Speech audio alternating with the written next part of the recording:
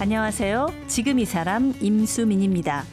어제에 이어서 국내 우주 스타트업 1호 상장 기업인 컨텍의 이성희 대표와 말씀 나누겠습니다. 인공위성이 수집한 데이터는 해양 사고 지점을 찾고 해양 오염을 추적하고 자동차 운행 정보를 확인하는 등 쓰임새가 굉장히 다양한데요. 그래서인지 테슬라의 일론 머스크는 앞으로 4만 2천여 개의 인공위성을 띄우겠다는 포부를 밝힌 적도 있죠. 인공위성 데이터가 우주항공 시대의 핵심 사업인 것 같습니다. 이성희 대표는 제주도의 우주지상국 단지 아시안스페이스파크도 건설 중인데요. 지금의 사업으로 키우기까지 집도 팔고 우주항공 컨퍼런스에서 3분의 발언권을 얻기 위해서 며칠씩 비행기를 타고 관계자를 찾아다니는 등 우여곡절도 많았다고 합니다. 우주항공 분야 최고의 기업을 키우고 싶어하는 컨텍의 이성희 대표 지금 만나봅니다.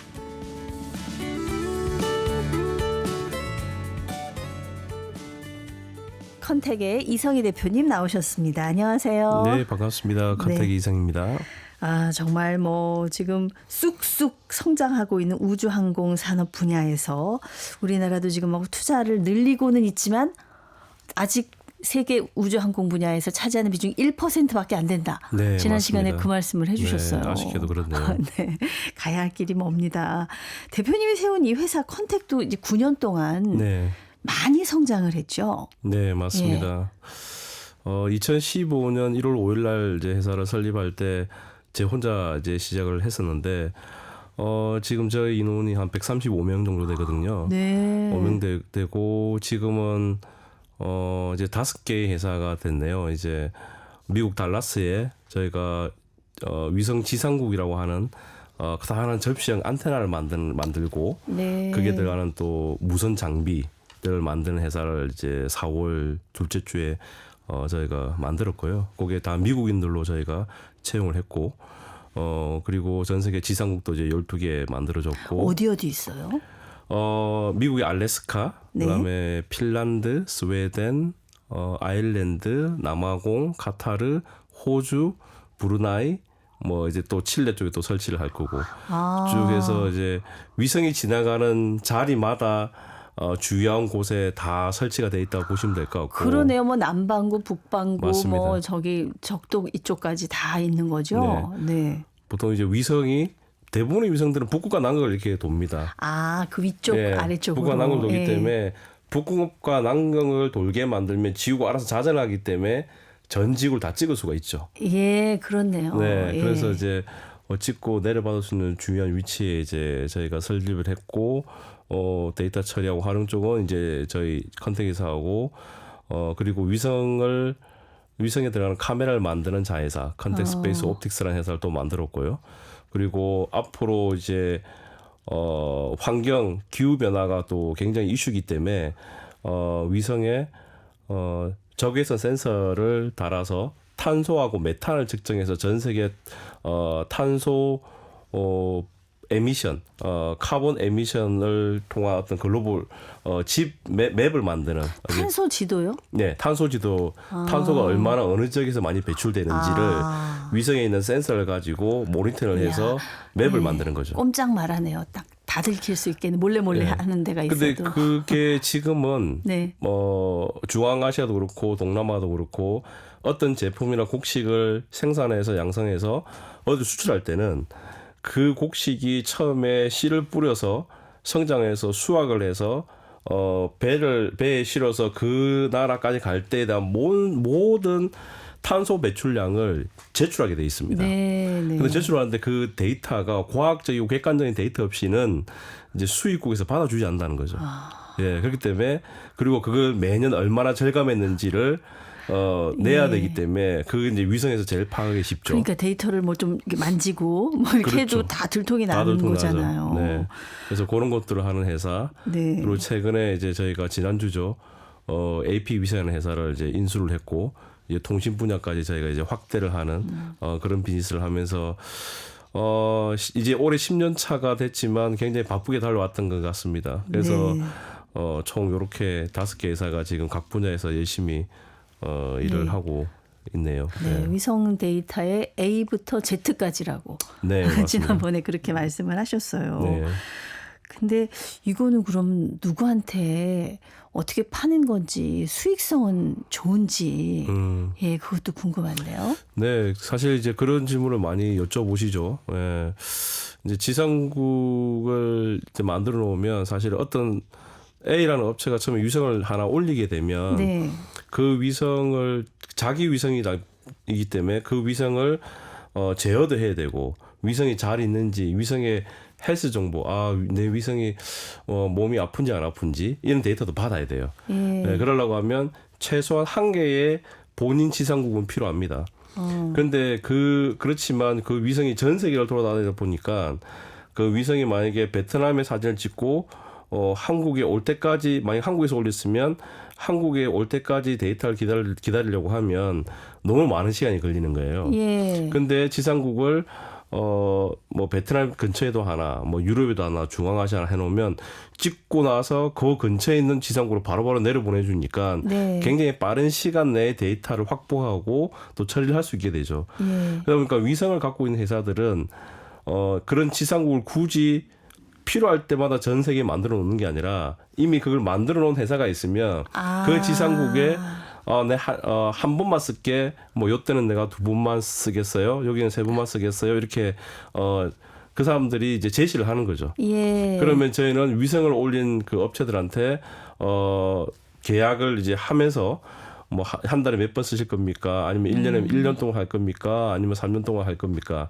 이렇게 하면서 이제 컨트랙을 맺죠. 그러면 한 번 데이터를 받을 때마다 뭐 100불입니다. 그러면 이제 한 달에 만약에 뭐 500번을 썼어요. 네. 그럼 500번 쓴 걸 가지고 그 다음 날 저희가 인보이스 송장을 보내죠. 예. 그러면 그 다음 날 돈이 들어오게 되는 거고. 그 지상국은 이렇게 딱 세워져 있으니까 많이 사용하면 사용할수록 그렇죠, 그렇죠. 수익이 계속 창출이 되는 거예요. 네, 맞습니다. 이 사업 얘기만 갖고도 저희가 이렇게 시간이 많이 지났는데 얘기를 나누다 보니까 우리 이성희 대표님이 참 궁금해집니다. 이성희 대표님이 학창 시절에 운동선수였다고 그래서 제가 깜짝 놀랐어요. 네. 네. 뭐 이것저것 한 거죠. 뭐 하셨어요? 입상 선수도 하고 핸드볼 선수도 하고 뭐 하여튼 중학교 2학년 때까지는 그렇게 계속 또 부산시 대회도 나오고 했던 것 같습니다. 예. 네, 그럼 꽤 운동도 잘 하셨는데 네. 어떻게 또 운동은 그만두고 전공은 어떤 쪽으로 택하셨어요?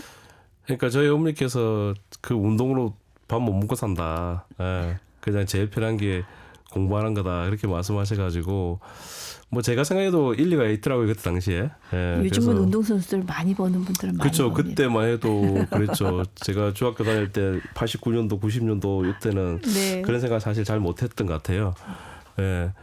그래서 대학은 저는 이제 전자공학과를 나왔었습니다. 네네. 예. 대학은 전자공학과를 나왔고 이제 박사는 이제 우주전자정보공학과를 해서 이제 박사학위를 했었는데 우연찮게 사실은 이제 친구의 추천으로 이제 항공우주연구원에 원서를 넣게 되었고요. 네네. 거기에서 이제 뭐 시험 치고 인터뷰하고 해서 이제 입사를 하게 됐는데 뭐 기존에 제가 항우연 입사하기 전에 전 직장을 다니고 있었습니다. 기주국이라든지 중계기를 개발하는 회사에서 이제 무선통신 쪽 일을 하고 있었고, 네네. 근데 사실은 저는 똑같았었습니다. 그러니까 응용 분야만 이게 우주 쪽이지 하는 일은 좀 비슷했었어요. 근데 재밌더라고요. 재밌었고, 그리고 남들이 잘 안 하는 분야고, 예, 그러면서 입사해서 공부도 좀 하면서 조금 더 흥미를 가졌던 것 같습니다. 네. 이 나로 발사 업무에도 네. 관여를 하셨었잖아요. 네네. 네. 어떤 일을 하셨어요? 그러니까 제가 2002년 3월 1일 날 한국항공우주연구원에 입사를 했었는데 네. 그때 나로 발사를 하기 위한 나로 우주센터 설립을 이제 해야 된다 해서 이제 나로 발사 전체 프로젝트 일원으로 뽑혔었어요. 예. 뽑혔고 그때는 이제 전라남도 고흥에 나로 센터가 없을 때였죠.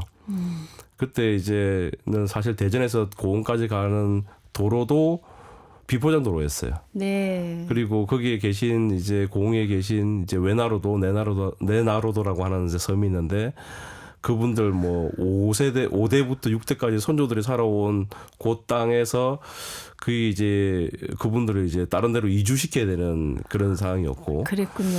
예, 그래서 참 기억이 많이 남죠. 예, 그러면서 이제 그게 이제 멤버로 이제 참여를 하면서 이제 나로 1차 발사, 2차 발사, 3차 발사에 이제 참여를 하게 되었고, 거기서 제가 했던 부분은 나로호와 이제 통신을 하는 이제 지상국, 네. 이제 원격 측정 장비라고 하는 게 있는데요. 거기서 이제 나로호 1단, 2단, 3단으로부터 데이터를 수신하는 거예요.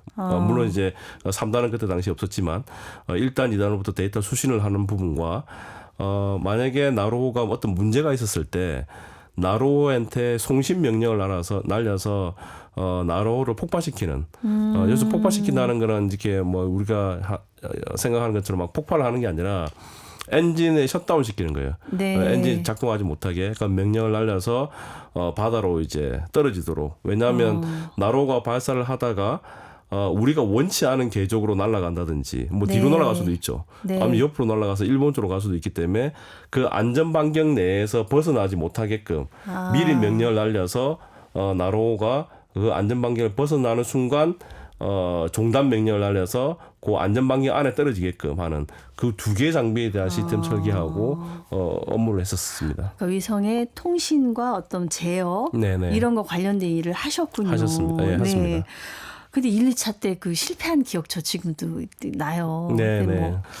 뭐. 근데 1차 발사는 생각보다 저는 성공적이었다고 생각해요. 페어링이 물론 한쪽이 분리가 안 됐지만. 네. 근데 1단 분리와 페어링 분리 그거를 제일 먼저 보는 사람이 제가 한 임무였었습니다.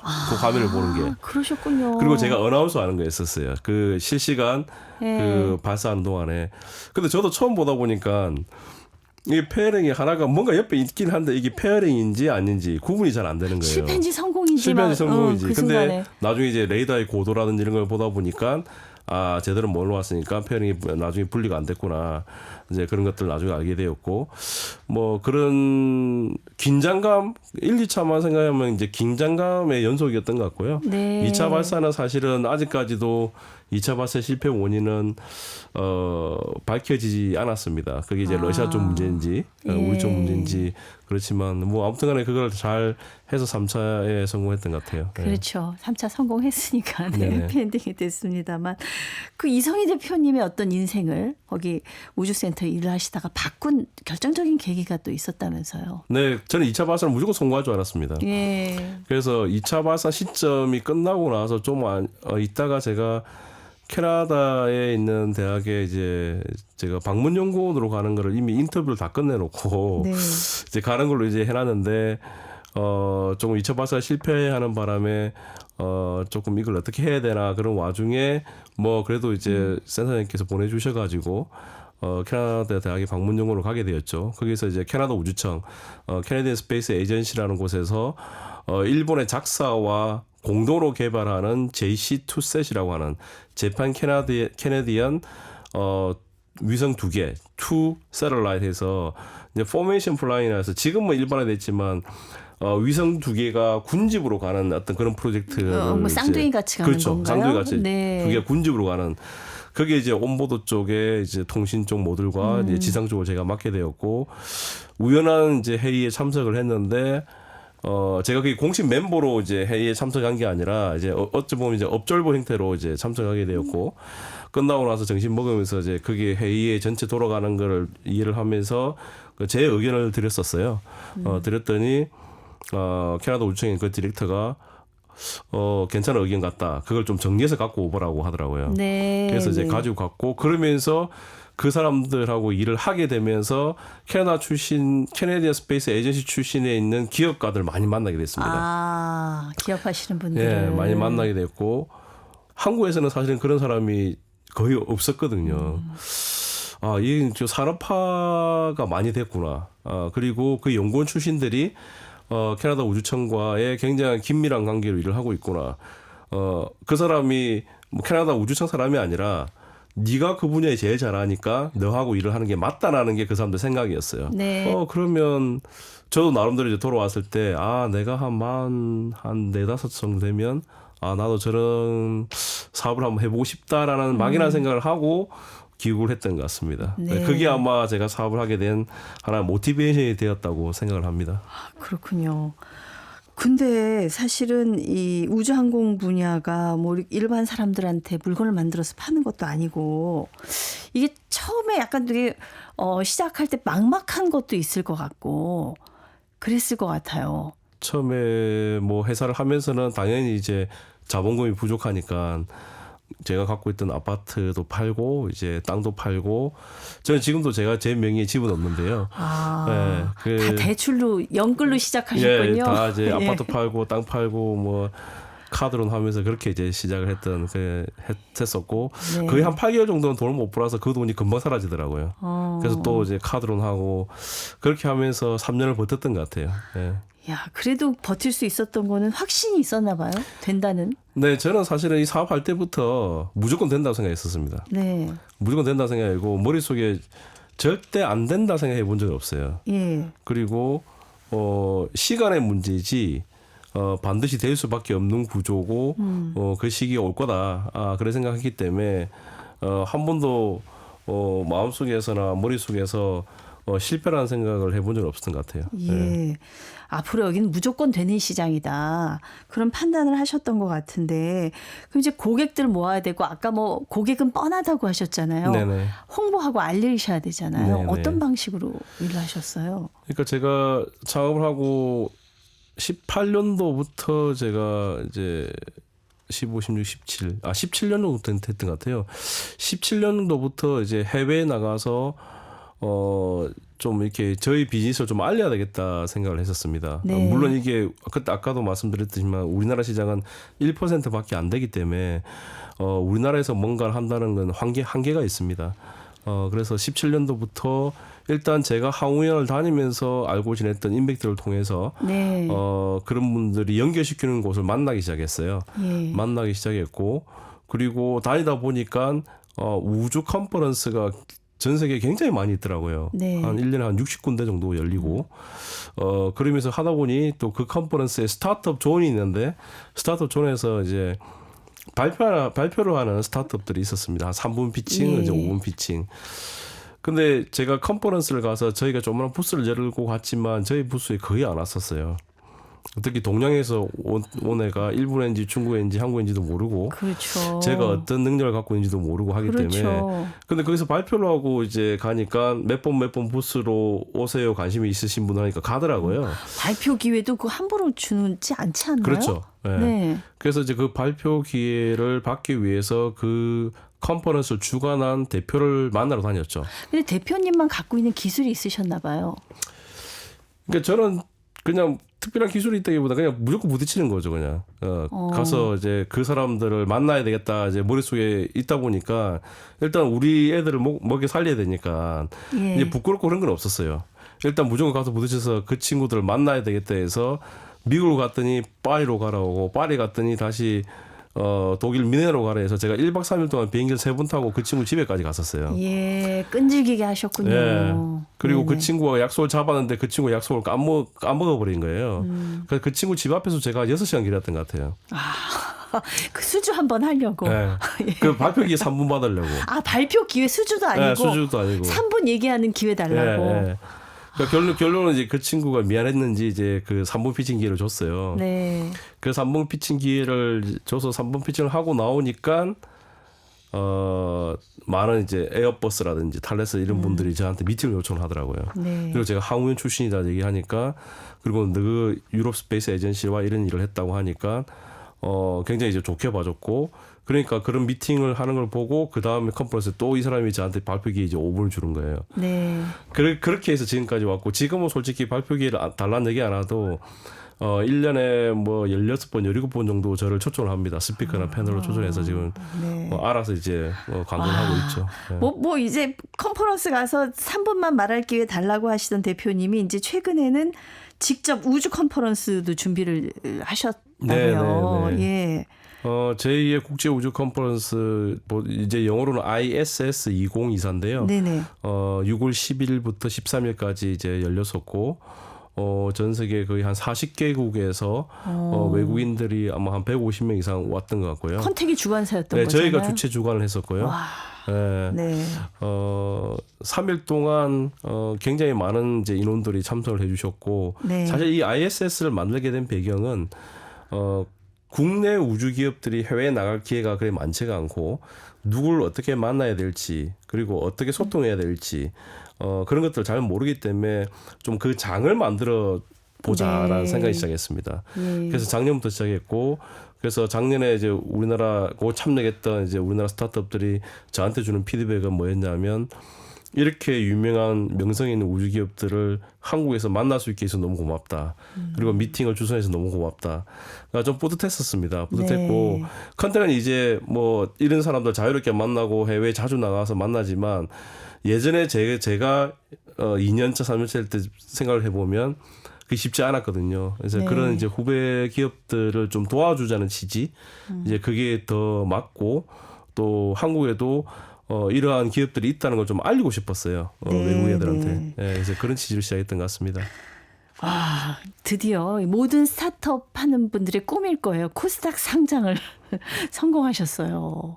아, 축하드립니다. 네, 아유, 고맙습니다. 또 나사로부터도 의뢰를 받으셨다고요. 아, 네, 예. 뭐 나사 위성에 대해서 수신 서비스를 해달라고 하는 그런 이제 계약도 체결했었고요.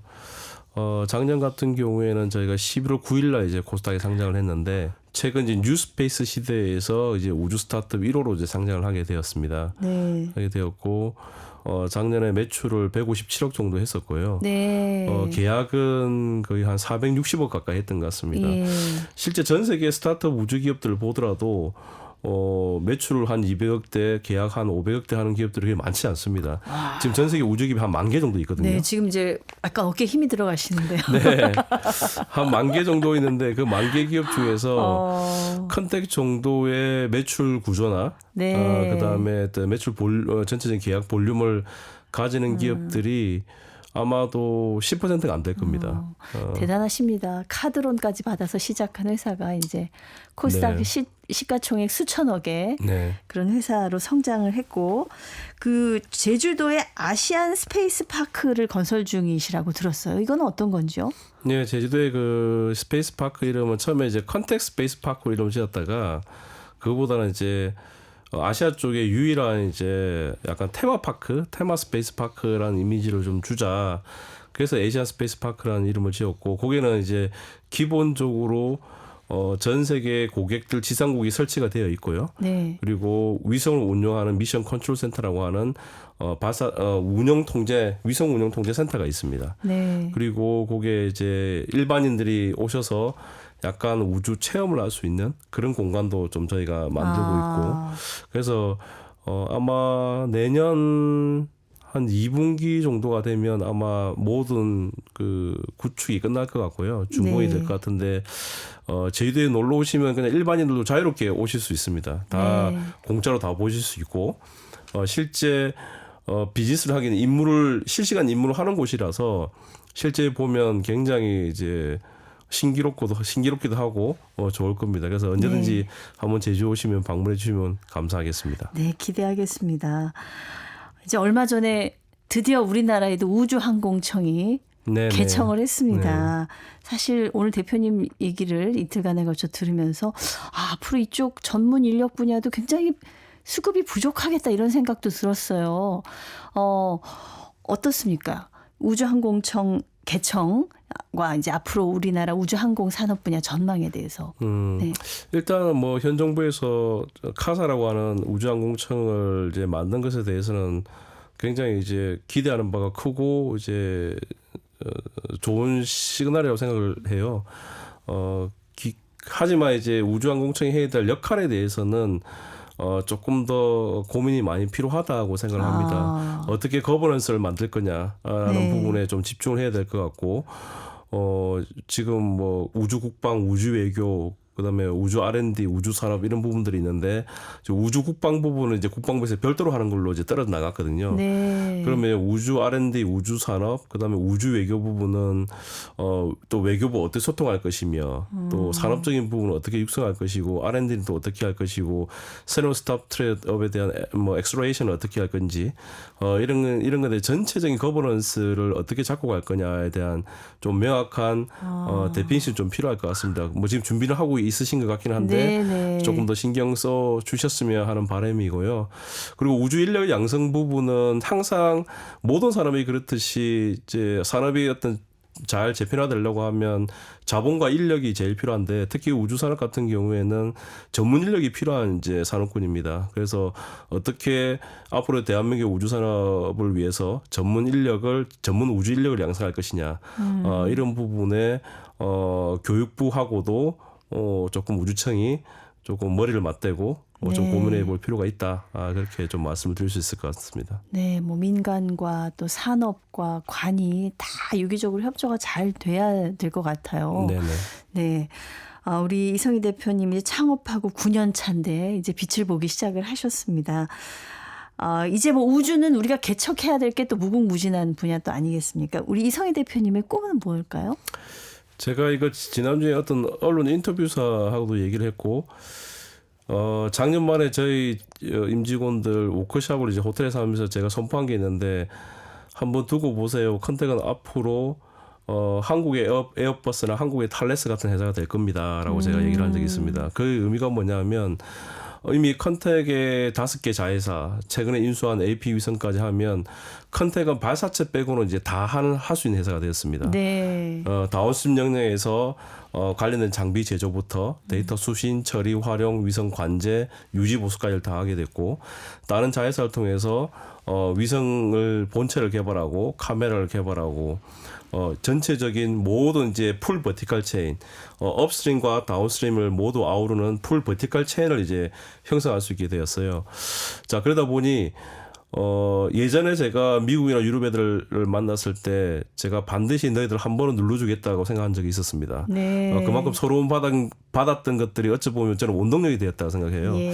그래서 한국에서도 이런 회사가 나올 수 있다는 거, 한번 탑을 찍어보고 내려오고 싶다는 게 이제 제 생각이고, 그렇게 될 때까지 한번 컨택 스페이스 그룹을 한번 만들어 보겠다. 네. 그게 제가 대표이사를 물러나기 전까지 이제 하고 싶은 바람입니다. 예.